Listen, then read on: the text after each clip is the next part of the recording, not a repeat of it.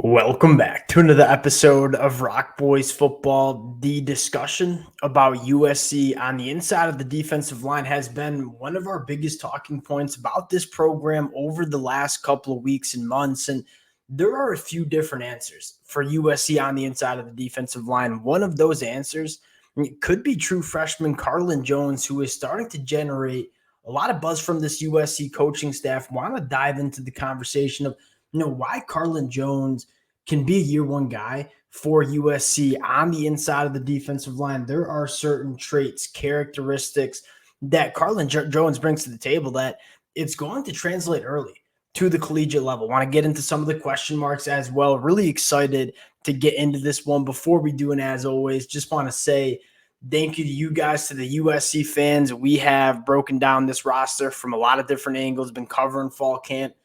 It's been a blast. The amount of support y'all continue to show, it truly does mean the world. If y'all do enjoy the content, consider subscribing to the channel. And without further ado, let's get into Carlon Jones now. The USC fans who have been rocking with the boys for really the last year or so, when Carlon Jones committed to USC, this was one of my favorite prospects in the 2024 class. In fact, way back when he was a 3-star committed to Nebraska, I really like Carlon Jones. Had a really big senior season, rose up in the rankings, all of a sudden 4-star prospect, top 250 nationally. Now here's the conversation about Carlon Jones. Why does he have the ability to play early for this USC program? You talk about some of the most important true freshmen at the Power 4 level. Carlon Jones is probably in that top 15 conversation because you look at USC, the big question mark we have about the defensive side of the football, not necessarily the talent level that's in that room. And you have one of the best players in the country on the inside, and Bear Alexander. We're really confident about Nate Clifton. The bigger conversation is, does USC have enough depth on the inside of the defensive line to withstand the Big Ten Conference? This is where Carlon Jones, at least in my opinion, comes into play. Can Carlon Jones give you 10 to 15 quality snaps per game as a freshman? And if he does, that's a massive story for USC. Now, why am I looking at Carlon Jones as opposed to the guy like Jide Abasari? I think Carlon Jones gives what USC is looking for specifically in 2024. He kind of checks that box just a little bit more than Jide. And I'm a really big fan of Jide Abasari. You guys certainly do know that. What is USC looking for on the inside of the defensive line? Why did 2 days ago we kind of highlight the emergence of a guy like Kobe Pepe? USC is looking for these kind of bodies, these fire hydrant, nose tackle kind of bodies. And you look at Carlon Jones, I think the biggest storyline, he's up to 310 pounds. And you look at the body composition of Carlon Jones at 6'2", 310. Again, one of those fire hydrant bodies. And you go back to the high school film, which we're going to take a look at in just a second. Carlon Jones plays with extremely low pads. He is extremely powerful in the lower half. He plays with good leverage. That's what USC is looking for. You go back to the spring game with Jide Abasari, who's a lot taller, a lot longer than Carlon Jones. You can still tell that Jide is working through the physicality at the college football level. This kid, Jide Abasari, is going to be special. Like, you look at the athletic, functional body, it's all there. He just needs to put it together, get a little bit more physical. Carlon Jones, I think, has a little bit more physicality year one for this USC defense. And as you kind of listen to Sean Nua talk about Carlon Jones, the biggest thing that kind of stood out to me is Sean Nua simplified the defensive line, what USC is looking for, particularly on the inside. And that is guys who have power, can strike offensive linemen, and win at the point of attack. Carlon Jones has that ability, right? Going back to his high school film, I guess we'll just get into it right now, then talk about the depth chart. You get into the film of Carlon Jones, one of the things that always stands out is how good he is off the line of scrimmage and his ability to play with low pads, something that Jide Abasari definitely showed to struggle with during that spring game, which is naturally going to be harder for him because he is 6'4". Carlon Jones is only 6'2". You start working through the senior year, a year that he had 30 tackles for a loss, 17 sacks, was extremely productive in the state of Texas.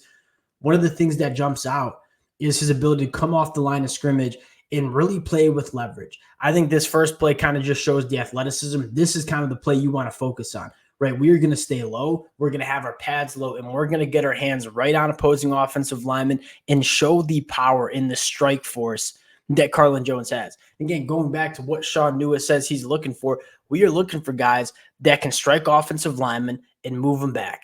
When you simplify the game for Carlon Jones, he has that kind of power in his hands, in his lower half, to do that year one as a freshman. And although Gita Abasari has been the guy that came in during the winter, has spent that spring and summer with this program working out, Carlon Jones showed up to USC. You take a look at the pictures of him during fall camp and say, that kid's ready to play from a physicality standpoint at the Big Ten level. And again, you look at Carlon Jones, really, really good low pads. He's a phenomenal athlete for his size too. And I think the more exciting conversation for USC fans, where does Carlon Jones potentially fit in to this USC depth chart? The way I look at USC, and again, I feel really good about Bear Alexander, Nate Clifton. One of the biggest storylines is a guy like Kobe Pepe emerging on the inside of the defensive line. You probably want 5 or 6 big bodies that you trust on the inside of the defensive line. We definitely got 2, Bear Alexander, Nate Clifton. We have a lot of confidence that Nate Clifton can kick inside at 295 pounds and hold up his end of the bargain. Now, I think the question is, who's 3, 4, 5, 6? Yeah, Gavin Mayer from Wyoming. I think he's going to be a really nice depth piece. I don't think he's going to be a game wrecker like Bear Alexander. It sounds like Kobe Pepe is emerging as a guy USC can count on. Elijah Hughes is a guy that we are really excited for going into year 2, where you saw Elijah Hughes play grossly underweight for a freshman last year, but this kid plays hard. He has a high motor. He's going to be a guy that you can probably count on. And so I think the last question is, all right, who's going to be 5 and 6? And I think Carlon Jones has the opportunity to be that for USC. And again, the biggest conversation, you get people up talking about USC, the national media analysts talk about USC doesn't have any talent on the defensive line, particularly on the inside. That's just unequivocally not true.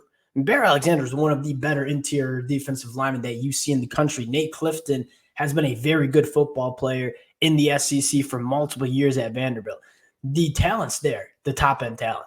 I think the big question is, all right, when Bear Alexander, Nate Clifton have to come off the field, do we have guys that aren't going to be liabilities on the inside of the defensive line? And 2023 is a problem. Like when Bear Alexander was not on the field for USC on the inside of the defensive line, and for some reason Kyan Barnes just wasn't getting the opportunity, USC didn't have the bodies on the inside to deal with the physical teams in the Pac-12.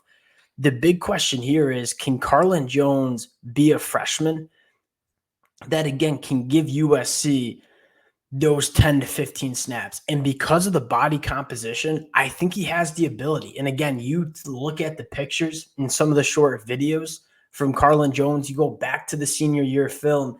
If there's one thing that Carlon Jones brings to the table, it's power. I mean, that lower half is thick. He cuts off the line of scrimmage extremely well and plays with good pads. That's what USC is looking for on the inside of the defensive line. Again, similar conversation that we had with Kobe Pepe the other day. We're not looking for Kobe Pepe to come in and light it up for 7+ sacks, 10 tackles for a loss in 2024. What we are looking for him to do is come in, eat up double teams, let your linebackers come downhill. That's the exact same conversation we are having with Carlon Jones. And because of the leverage, because of the power, I think Carlon Jones has the ability to be that kind of guy.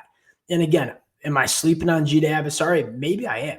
I think Gita Abasari might have the higher upside as a football player for USC over the next 3 to 4 years, but I think Carlon Jones is going to be the guy that plays a little bit more for USC. I think he has the potential to get on the field a little bit more because of the nature, the power in the hands, and kind of the grown man strength and physicality that Carlon Jones brings to the table. Gita Abasari, really good athlete. He's long. He's going to be good once he puts it all together. Probably needs a year to add a little bit more size and a little bit more physicality to his game. I think Carlon Jones has that physicality year one for USC. And if you're able to throw Carlon Jones into the mix, really feel good about what USC has on the defensive line in terms of depth, again, that's the biggest storyline for USC. Carlon Jones, a guy that we're going to be monitoring closely as fall camp continues to get played out. We'll cut it there. Again, appreciate you guys rocking with the fellas. If y'all do enjoy the content, consider subscribing to the channel. Appreciate you guys, and we'll talk to y'all later.